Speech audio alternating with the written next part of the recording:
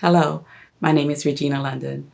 I am the great-great-great-great-granddaughter of Sally Blagg, who in 1785 was purchased for a barrel of tobacco by Irish descendant immigrant Peter Hampsin, who is my great-great-great-great-grandfather. In my search for my ancestors, I came across an anonymous letter published in the Virginia Gazette about a slave named Hampsin and his owner, Robert Munford, who was an influential landowner in Mecklenburg County, Virginia in the late 1700s. This is from the letter.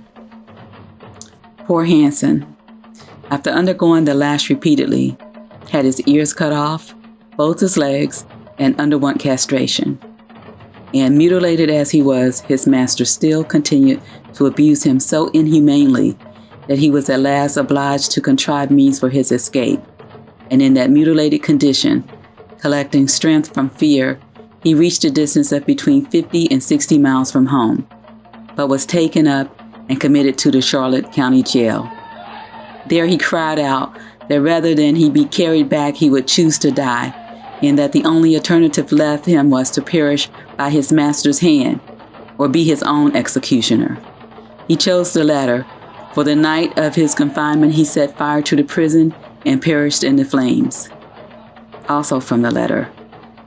For it is strange, passing strange, that upwards of 50 slaves should all die on one plantation of natural deaths in the space of 15 or 20 years, and in so healthy a part of the country too. I doubt this anonymous letter saved other humans from the torture of Robert Munford.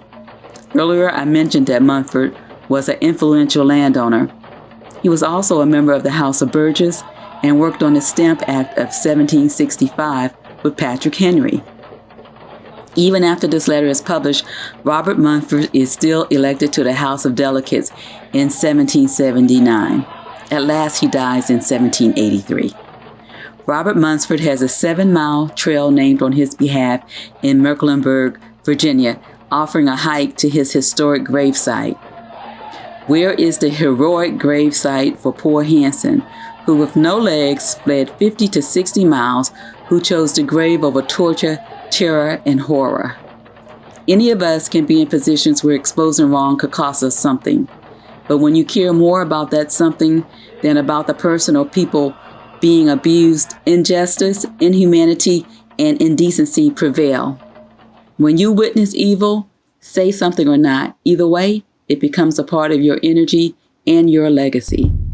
As I continue the journey to my ancestors, I am honored to be a descendant of those who survived in spite of the good people who were silent.